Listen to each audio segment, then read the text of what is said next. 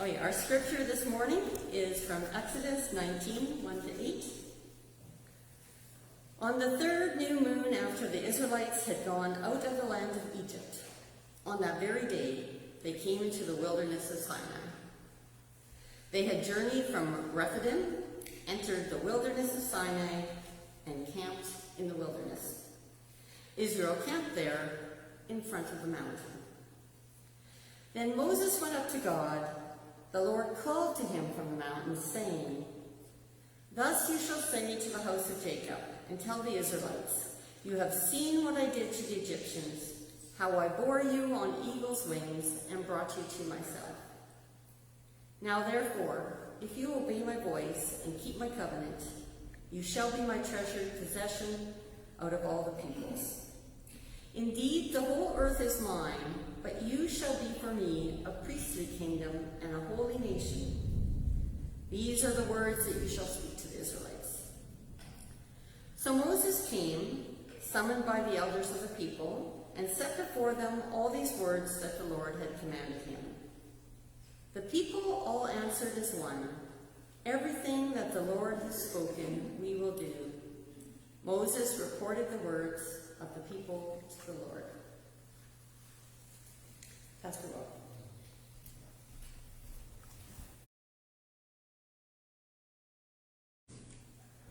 So we are in an interesting time of the summer. We've had some crops cut down already, and we are grateful for the rain that is going to give life to some of the crops that are still growing.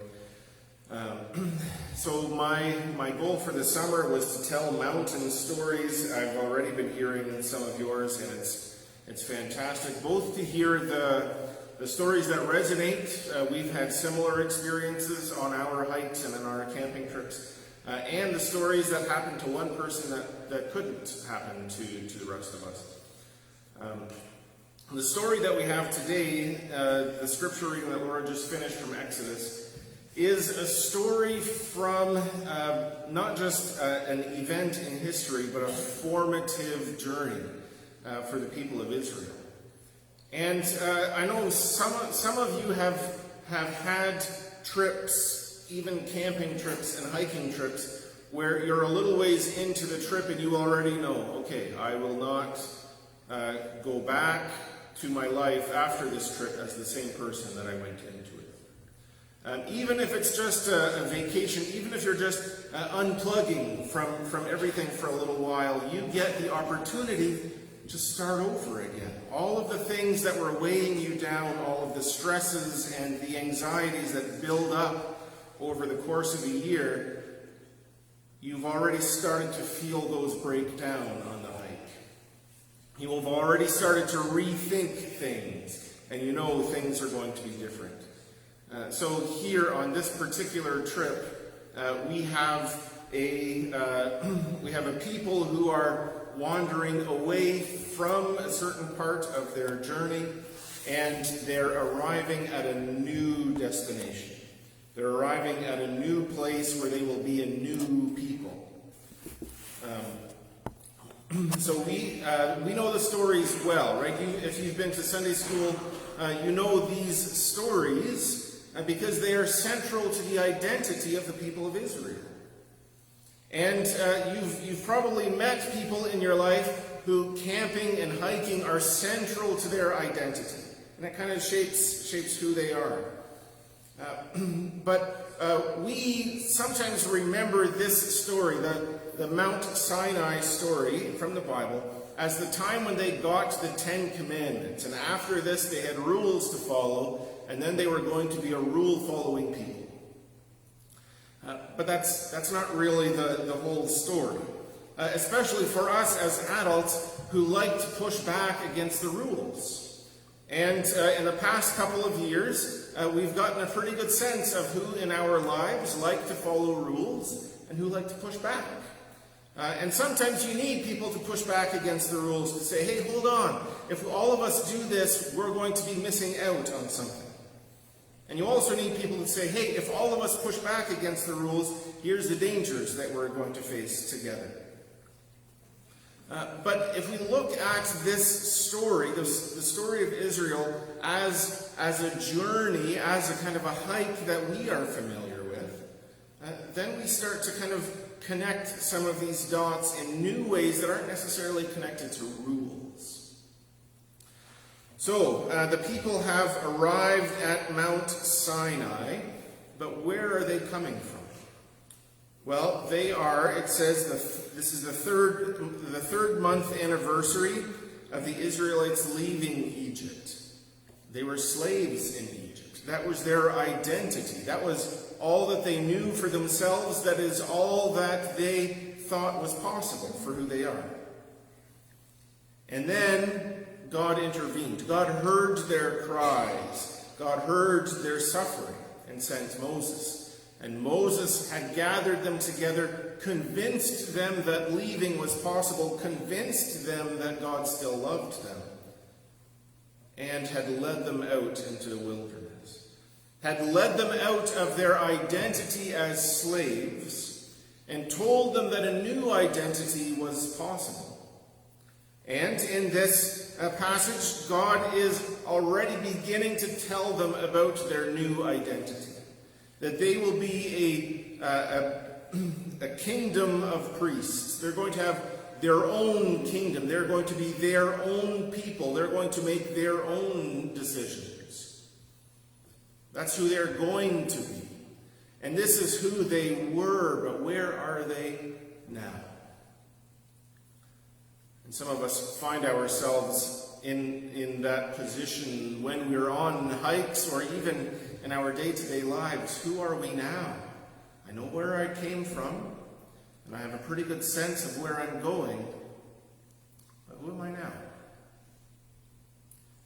And this is one of those times when we have this great illustration. A lot of you rely on GPS from time to time, and GPS will tell you where you are now. It's telling you where you are going, but every now and then you know better, or you've got to stop to get supplies or whatever. And then the GPS is thinking, hey, recalculating. This is where we are. We're recalculating.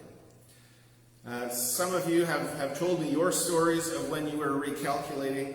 I feel like I'm still recalculating, but we get through things.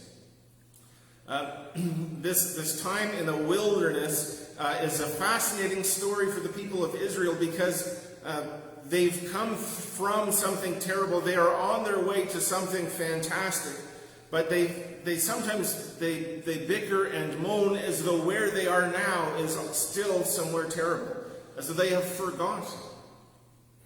And this happens to us too. Have you ever been on a hike where you're hiking along and you meet new people? And if you had bumped into these people on the sidewalk, at a shopping mall, sitting at adjacent tables in a restaurant, you wouldn't have a word for them. You would have no reason to speak to them, but here you are on the side of the mountain. You're taking a break to get some water. They're taking a break to get some water. You have everything in common because all you're doing right now is walking and resting. So you talk about what you've seen, what you've experienced, the weather, whatever. You have a lot to talk about. And these are interesting people. You've never talked to these people before, but now they feel like real friends. You think, wow, I didn't know these people before. Now I'm really close to them. And on the flip side, you probably had stories where you set out to go for a hike and you brought somebody with you that you care dearly for. You would, in normal lives, you would take a bullet for them. And then you start hiking with them, and you think, boy, if a bear attacked us, I could outrun this person. Or you think, wow, this isn't the same person that I left on this car trip with. All of a sudden, their tolerance is different than your tolerance. All of a sudden, their needs are different from your needs. And we have these exact stories in the people of Israel walking through the wilderness. They start to bicker with each other. They come to New Kingdom as all of a sudden the priest there is actually a good priest. These stories aren't just things for children to memorize. They aren't just things for us to put into nice pictures for children to color. These are stories that resonate with our experiences. So the people of Israel have gathered at the mountain. And if you are a student of the Bible, you know what comes next. They're camped in the desert. They're parked at the bottom of Mount Sinai. And what happens? Moses goes up. And a consistent image that I've gotten in my research of mountain stories for this summer series is that not just in the Bible, but through many human cultures, there are stories of mountains that not just people go up mountains, but gods come down.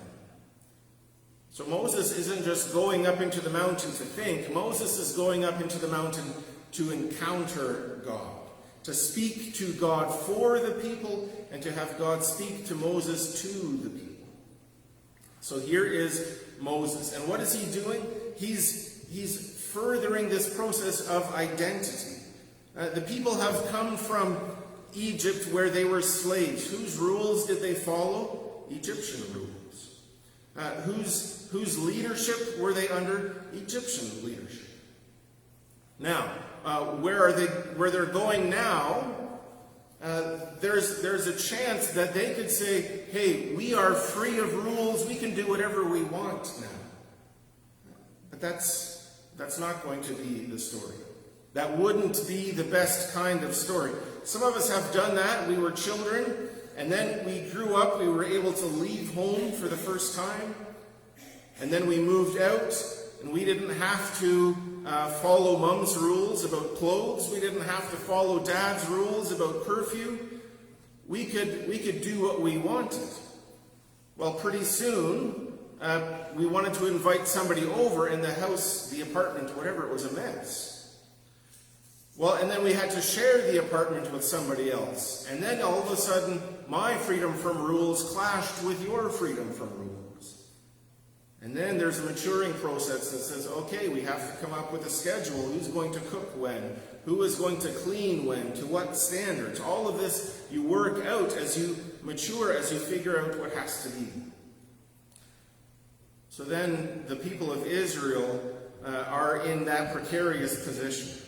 They're leaving behind what they had. They're leaving behind rules that definitely did not work for them. Because the rules of Egypt were not great for slaves. It restricted what the slaves were able to do, and it empowered everybody else to do whatever they wanted to the slaves, because they were slaves. So then they could institute new rules that would give them power over new slaves, but that wasn't going to be who they were. So the people of Israel were encamped at the bottom, and they had to think about who they were going to be. Moses was up in the mountain for a long time. There's a long story of all of the other things that happened. But this moment, this turning point in the identity of who the people of Israel was going to be is similar to what many of us experienced. We've left behind one situation that wasn't good for us. We've got things are headed towards something better, but what are we going to do now? Because what we do now impacts the better situation that's coming forward. The people of Israel got a set of rules, but it wasn't just a list of do's and don'ts. This was a document, a collection of identity-shaping rules. A list of rules that would explain who they were as a people. Was it going to be a place where everybody could go in their own direction? No, this was going to be a place where people were going to be accountable to each other. That they were going to be working together towards the same goals. There are, even within the Ten Commandments, which many of us know, there are connections to rules and benefits. So, honor your parents so that you will live long on the earth. There is a connection between actions and reward. Many societies on the earth, including the ones that we are most familiar with, have rules in place to establish good business, thriving business, free business to grow and to make profit. Written into the foundational laws of the people of Israel were restrictions on that. That as your businesses grow, as your crops make you a flourishing people, which God expected would happen, which God set in place for it to happen. They could not forget the poor and the alien. That they would have to set aside parts of their fields where only the immigrants and the outsiders could pick. There were provisions for the poor, there were provisions for the Gentiles, but there were also restrictions on the people themselves. So the last commandment, the one that we understand the least and probably follow the least, says, "Thou shalt not covet." You shouldn't covet your neighbor's animals. You shouldn't covet your neighbor's possessions. You shouldn't covet your neighbor's slaves or spouses or family.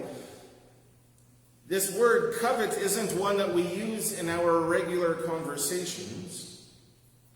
But when we think about this, it makes sense. We shouldn't be focused so much on our neighbor's possessions, our neighbor's situations in life, so possessed on it that that's all we think about and that's what we want to achieve. There are restrictions. Life isn't going to just be about accumulating everything that you can, because you saw what happened when people did that in Egypt. You can achieve a whole lot of stuff with slavery, but it comes on the backs of somebody who has to become less than human for that to happen. So for the people of Israel, in that moment, they had heard, they had gotten a prophetic word, they had gotten promises that they were going to something new, that they were going to a promised land, that their children would inherit something better than what their parents had worked for. They didn't maybe understand it. Some of them maybe didn't even believe it. But in that moment, they were given a document that would guide them towards that. So we find ourselves in the in-between space sometimes. A place where we are already released from slavery, but not yet arrived into the new future. Where we are already out of the bad and not yet fully into the good. Some of you remember that from the past. Some of you feel like you might be in that now. And this story kind of gives us a picture of how God promises to walk with us through that. So if you're in that moment, I want you to remember that God is with you. If you are in that moment, not sure which direction to go, God is with you, but you need to work together with God to form your identity into what you are going to become.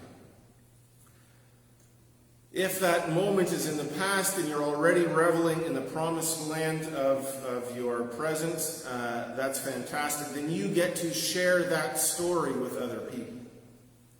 You get to share the story of your transformation. You get to share the story of the sacrifices you made to get yourself to that point. And also, if you are still in the slavery, if you are still carrying that weight, then there's a reminder to heed God's voice, to hold on to hope that God will lead you out of that. The story of Israel is for the church not just something for us to memorize. It's also a connection to the story of the people of Israel in Jesus' day. That they were they were oppressed by the Roman powers, and Jesus was leading them to something better. So for us, it isn't slavery under the Egyptians, it isn't oppression under the Romans, but each of us finds our own oppression in some ways. God will lead us through that, and on the way, we root ourselves in the identity of being God's people so that we can experience the promised land.